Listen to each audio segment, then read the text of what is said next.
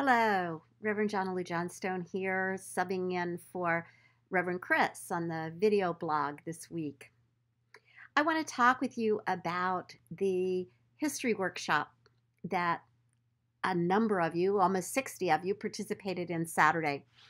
We had a great, energetic 2 hours of figuring out our history, of developing a history wall. I bet everybody learned something, even the people who've been around for a long time.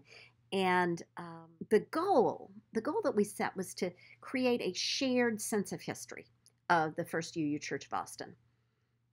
Each person has their own particular experiences. They bring their experiences, their own reactions and feelings to whatever has occurred in the history of the church.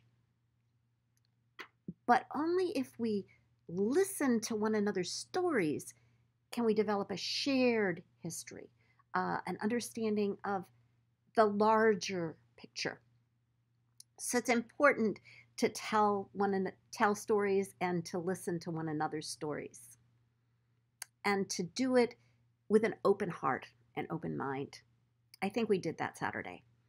And we noticed some themes, some of the examples that social justice has been central to this church since its founding, and even before, as Reverend Wheelock, who brought Unitarianism to Austin, also came with his enthusiastic abolitionist ideas, his work with educating people who had been enslaved, all of those kinds of things. They left a certain kind of DNA in Austin Unitarianism.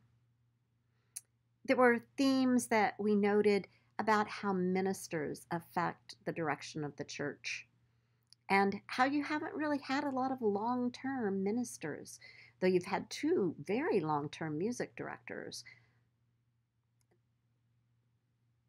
People also vulnerably and tenderly brought up difficult stories. The challenging legacy of Reverend Davidson Lohr's departure, which also created the opportunity to talk about right relations and what it means. And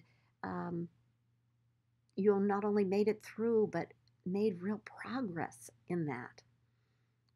But there are other things that we noticed, the differences around how music and worship are perceived and what the appropriate congregational response to that is.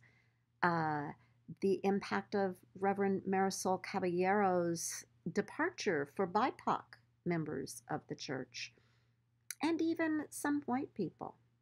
The struggle to move out of financial scarcity. And yes, that, as one member said, communication traditionally has not been fantastic and grows harder as the church grows and with technological shifts.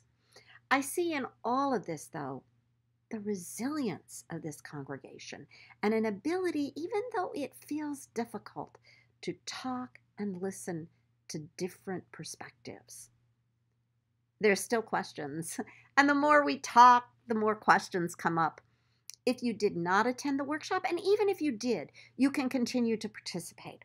The history wall will be up in House and Hall for the next 4 or 5 weeks. Please take a look at it. See what you find there and add to it. There are 3 colors of Post-its that are nearby. Orange ones are for significant events in the church. Pink ones are events that are more personal to you, a wedding perhaps, that don't really bear on the church history but have meaning. And the blue ones are for feelings you have about the various events in the church. These are hard, but they are real. We'd love to see your expression of them. Thanks for all the ways you participate in the life of the church, and for offering your thoughts and feelings so that we can all better understand the history of this church. Thanks for listening.